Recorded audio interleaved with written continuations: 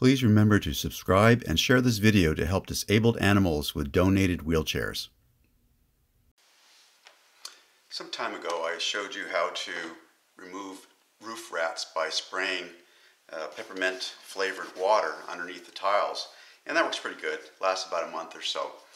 But I was also having a problem of rats in my attic, and I didn't want to go up there and be spraying this every couple months just because I'm lazy. And I did a little research and I found out that another thing you can do is create what's called a essential oil diffuser, and using an aquarium pump and of course some type of peppermint oil. You might want to use wintergreen and some of the big mints. The theory is that the rats don't like mint. It either scares them away, they don't like the smell. Another theory is that it overwhelms their sense of smell, so they can't smell other predators. So they're a little frightened about that. So they go someplace else. Some people have a little problem with rats that are well infestated in the garage, in the attic, so that they may take a little longer to get out. But if you go in there before there's rats, they usually never will come. I had a few rats up there. I had a humane trap. I had a radio control device on that, and I'll put these links below. So it notified me when there was a rat there, and I would relieve them quickly. And so I was catching a few, sometimes an entire family of rats. So I had rats up in my attic.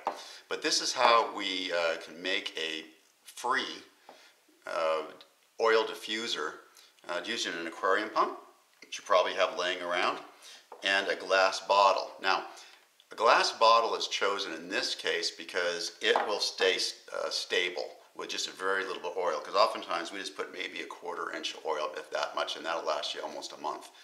If you use plastic, especially something small like this, it'd probably flop around, or this weight of this would pull it over, or something bump into it.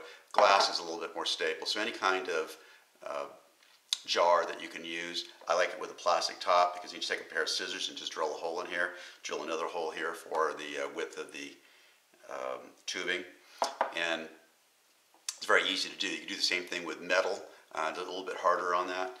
Some people don't talk about using anything other than glass because in the essential oil world they're worrying about other effects that either on the metaphysical level or basic chemistry of the solvents and the essential oils ruining the plastic.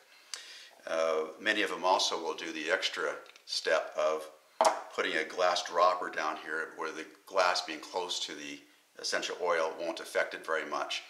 What I did here, and I'll give you a close-up here in a bit, is I just took a piece of plastic tubing from a pen and put it in here with a little bit of glue. And the purpose of that, it accelerates the air a little bit so that it stirs up the surface layer of the oil, and you get a better response, allegedly. It's arguable how much of a response better that you get.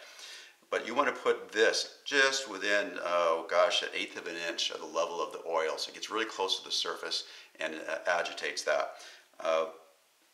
It's held in place by the cap here, and you just put this back on.